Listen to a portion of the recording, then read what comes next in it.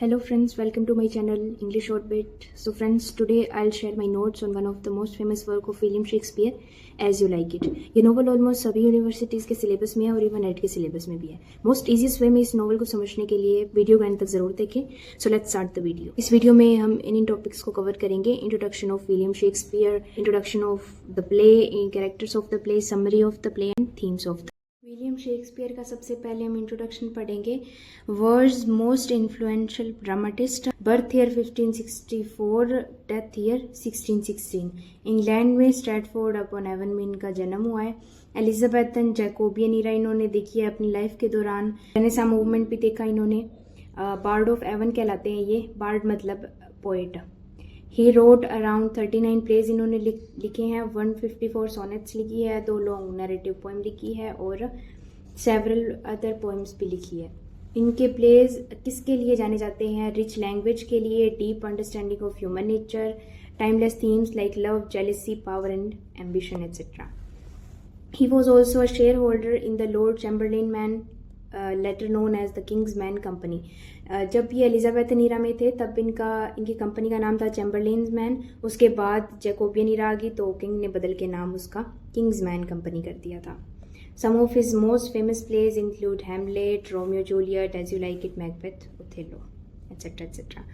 Even today his works are studied, performed and admired all over the world. सब पूरे world में इनके जो वर्क्स हैं उनको पढ़ा जाता है, परफॉर्म किया जाता है और प्रशंसा भी की जाती है. ही इन्वेंटेड एम्पिक पेंटामीटर. इन्होंने सबसे ज़्यादा एम्पिक पेंटामीटर का यूज़ किया. ये एक पेस्टोरल कॉमेडी है. पेस्टोरल का मतलब है जिसमें गांव वगैरह रूरल एरिया का वर्णन किया गया हो.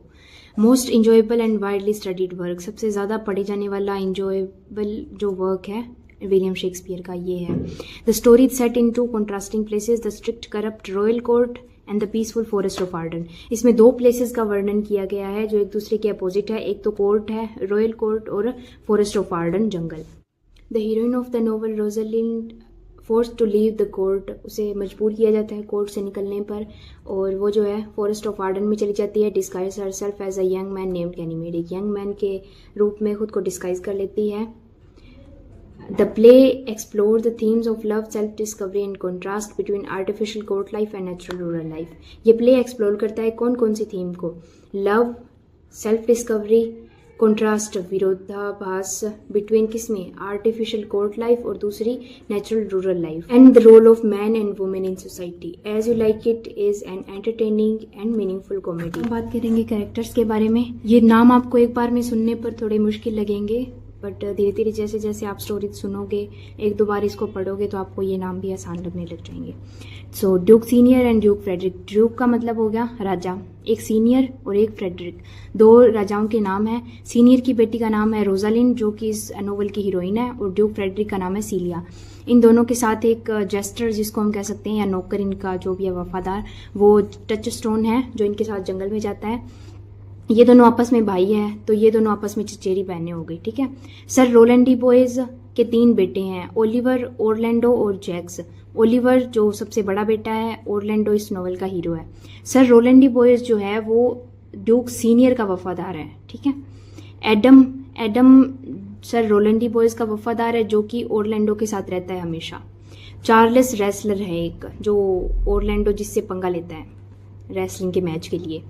इसमें 3 कैरेक्टर और है, फोएबी, सिल्वियस और ओड्रे. ये तीनों जंगल में रहते हैं और शेफर्ड्स हैं. ये नोवेल जो है 5 एक्ट में डिवाइडेड है. एक इसमें लास्ट में एपिलॉग हो गया. एक्ट फर्स्ट में 3 सीन है, सेकंड एक्ट में 7, थर्ड में 5, फोर्थ में 3, फिफ्थ में 4 सीन है. ठीक है. लास्ट में एपिलॉग हो गया. हमारी स्टोरी शुरू होगी. डाइड जो जिनकी अभी डेथ हुई है, सर रोलैंड डी बॉयज. उनके 3 बेटे हैं, ओलिवर, ओरलैंडो, जैक्स. सारी संपत्ति परंपरा के अनुसार ओलिवर को चली जाती है. ओरलैंडो को कुछ भी नहीं मिलता. ना ही ओलिवर उसे पसंद करता है, सो उसको कुछ भी नहीं देता, ना उसकी एजुकेशन पे पैसे खर्च करता है. एडम है जो ओरलैंडो के साथ रहता है हमेशा, वो उसका वफादार है. ओरलैंडो जो रेसलर है, प्रोफेशनल रेसलर, चार्ल्स से पंगा ले लेता है और उसको चैलेंज करता है रेसलिंग के मैच के लिए. ड्यूक सीनियर और ड्यूक फ्रेडरिक ये दोनों आपस में भाई है. ड्यूक सीनियर को ड्यूक फ्रेडरिक गद्दी से हटा देता है धोखे से, इसलिए ड्यूक सीनियर चला जाता है फॉरेस्ट ऑफ आर्डन में, वहाँ पे अपनी पीसफुल लाइफ एंजॉय करने के लिए. ड्यूक सीनियर की जो बेटी है रोजालिंड वो वहीं पे कोर्ट में रह जाती है. ड्यूक फ्रेडरिक की बेटी सीलिया ये दोनों आपस में चचेरी बहनें हैं और बेस्ट फ्रेंड्स भी है, एक दूसरे से कुछ नहीं छुपाती, हमेशा एक दूसरे के साथ रहती है। सीलिया रोजालिन के बगैर रह नहीं सकती, इसलिए ड्यूक फ्रेडरिक जो है इसे रोजालिन को यहाँ रहने की अनुमति दे देता है। इन दोनों का एक वफादार है टचस्टोन, जो हमेशा उनके साथ रहता है। रोजालिन, सीलिया, ड्यूक फ्रेडरिक ये तीनों मैच देखने के लिए आए हुए हैं चार्ल्स और ओरलैंडो का। ओरलैंडो ये मैच जीत जाता है। ड्यूक फ्रेडरिक जब उससे पूछता है कि किसका बेटा है, उसके बारे में पता करने की कोशिश करता है, तो उसे पता लगता है कि वो ड्यूक सीनियर के वफादार सर रोलैंड डी बोयस का बेटा है, इसलिए वो उसको इनाम वगैरह देने से इनकार कर देता है। तो रोजालिन जो है वो ओरलैंडो को अपनी चेन निकाल के इनाम के रूप में दे देती है। वहां पे दोनों को आपस में प्यार हो जाता है, लव एट फर्स्ट साइट। अगले दिन जब ड्यूक फ्रेडरिक को ये पता चलता है कि उसने ओरलैंडो को इनाम दिया है, तो वो रोजालिन को भी निकलने के लिए कह देता है कोर्ट से। तो एक रात को जब रोजालिन भागने का प्लान कर रही होती है, तो सीलिया बोलती है कि मैं भी तेरे साथ जाऊंगी। वो दोनों जो है तैयार हो जाती है और अपने साथ टचस्टोन को भी ले लेती है। जो रोजालिन होती है अपनी सेफ्टी के लिए गैनीमेड का रूप धारण कर लेती है, एक यंग मैन का, और सीलिया जो है खुद को एलियना बना लेती है एक यंग वुमेन शेफर्डेस के रूप में।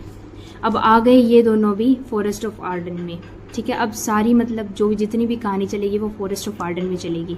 यहाँ पे ओरलैंडो जब मैच जीत के घर जाता है, तो उसे एडम बताता है कि जो ओलिवर है वो उसे मारने की कोई साजिश रच रहा है। तो ओरलैंडो भी वहां से भागने की प्लानिंग कर लेता है एडम के साथ। ये भी दोनों भाग के फॉरेस्ट ऑफ आर्डन की तरफ आ रहे हैं। यहाँ से रोजालिन और सीलिया भी जो है फॉरेस्ट ऑफ आर्डन की तरफ आ चुकी है। अब जब एडम और ओरलैंडो जंगल की तरफ आ रहे होते हैं, तो एडम बहुत थक जाता है। अगर वो उसे खाना ना मिले तो वो मरने की हालत तक पहुंच जाता है। सो ओरलैंडो जो है वो ड्यूक सीनियर के वफादारों के कैंप में पहुंच जाता है, जहाँ पे उनको धमकी देता है। बट वहाँ पे फिर ड्यूक सीनियर आता है, वो उसको खाना वगैरह देता है। उसे जब पता चलता है कि वो सर रोलैंड डी बोयस का बेटा है, तो उसको और ज़्यादा अपने कैंप में शामिल करने के लिए खाना पीना रहने की सारी सुविधा उसको दे देता है। वहाँ पे रोजालिन और सीलिया भी एलियना और गैनीमेड के रूप में पहुँच जाती है फॉरेस्ट ऑफ आर्डन में। वहाँ पे उनको ये मिलते हैं फोइबी, सिल्वियस और ओड्रे, ये तीनों शेफर्डेस मिलते हैं, ठीक है, जो उनको रहने के लिए एक कॉटेज देते हैं, जो कि वो खरीद लेते हैं, ठीक है। अब सभी फॉरेस्ट ऑफ आर्डन में रह रहे हैं सिवाय ड्यूक फ्रेडरिक और ओलिवर के। जंगल में घूमते घूमते ओरलैंडो जो है वो गैनीमेड से मिलता है, गैनीमेड के रूप में रोजालिन से मिलता है, ठीक है। उसे पता नहीं है पर कि वो गैनीमेड रोजालिन ही है। गैनीमेड उसे प्रेम का पाठ पढ़ाने के लिए अपनी कॉटेज में बुलाती है, रोज उसको लेसन सिखाती है। इसी बीच गैनीमेड जो है वो फोइबी से मिलता है, ठीक है। फोइबी एक शेफर्डेस है जिससे सिल्वियस प्रेम करता है, बट सिल्वियस को फोइबी पसंद नहीं करती है, वो पसंद करती है गैनीमेड को। टाइम ऐसे ही चलता जाता है, सब फॉरेस्ट ऑफ आर्डन में हैप्पीली रह रहे हैं। जब ड्यूक फ्रेडरिक को पता चलता है कि उसकी बेटी जंगल से भाग गई है, वो रोजालिन के साथ भागी है, जब उसे ये भी पता चलता है कि ओरलैंडो भी गायब है, तो वो सोचता है कि ओरलैंडो, रोजालिन और सीलिया तीनों साथ में भागे हैं। तो वो ओलिवर को पकड़ के लाता है और उसे ओरलैंडो को ढूंढने के लिए भेज देता है जंगल में। ओलिवर जब जंगल में पहुंचता है तो वो जंगल में पहुंचते पहुंचते थक जाता है। उसे एक आराम करने के लिए एक पेड़ मिलता है, पेड़ के नीचे वो सो रहा है। उसे एक लोइनेस भूखी शेरनी दिखाई देती है जो उसे उस पर अटैक करने वाली होती है, बट ओरलैंडो चलते फिरते वहां से गुजरते हुए देख लेता है और ओलिवर को बचाता है भूखी शेरनी से, खुद घायल हो जाता है। गैनीमेड के पास लेसन सीखने के लिए ओलिवर जाता है, उसको बता के आता है कि भाई ये ओरलैंडो पे हमला हो गया और वो घायल हो गया है। वहीं पे जब वो ओलिवर उसे बताने आ रहा होता है तो उसको एलियना से लव एट फर्स्ट साइट हो जाता है, तो दोनों एक दूसरे से शादी करने का तय करते हैं। अब सभी जो है अपने रोल निभा के तंग आ चुके हैं। ओरलैंडो को रोजालिन चाहिए, सिल्वियस को फिबी चाहिए, फिबी को गैनीमेड चाहिए, ओलिवर को एलियना चाहिए। फिर एक दिन रोजालिन तय कर लेती है कि अब वो ये सब नाटक खत्म करेगी और सब कुछ वापस से सही करेगी। अगले दिन गैनीमेड जो है वो इन सभी को इकट्ठा होने के लिए कहती है, और नेक्स्ट डे जब सब इकट्ठे होते हैं तो गैनीमेड फोइबी से बोलता है कि अगर वो किसी भी वुमेन से शादी करेगा तो वो वुमेन फोइबी होगी। अगर किसी कारण से फोइबी से गैनीमेड शादी नहीं कर पाता है तो फोइबी जो है वो सिल्वियस से शादी कर लेगी। वो सभी मान जाते हैं। सो गैनीमेड और एलियना जाते हैं अपने असल रूप में, रोजालिन और सीलिया बन के आते हैं।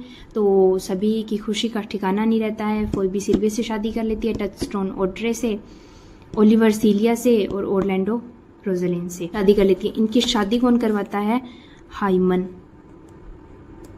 गॉड ऑफ मैरिज, ये उनकी सबकी शादी करवा देते हैं। इसी बीच जैक्स जो होता है वो जंगल में न्यूज लेके आता है इन सबके पास कि जो ड्यूक फ्रेडरिक है वो ड्यूक सीनियर पे हमला करने के लिए जंगल में आ रहा था अपनी सेना लेके, बट किसी कारण से उसे कोई साधु मिलता है जो उसे कुछ ज्ञान वगैरह देता है। तो ड्यूक फ्रेडरिक फैसला कर लेता है कि वो खुद साधु बन जाएगा और अपनी सारी संपत्ति ड्यूक सीनियर को सौंप देगा।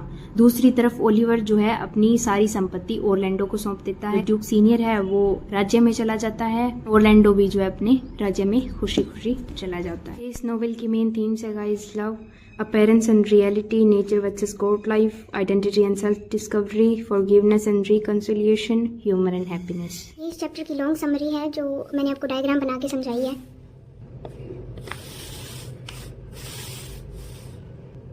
बिल्कुल सिंपल लैंग्वेज में I have prepared the notes as you can see, बिल्कुल सिंपल लैंग्वेज है ये।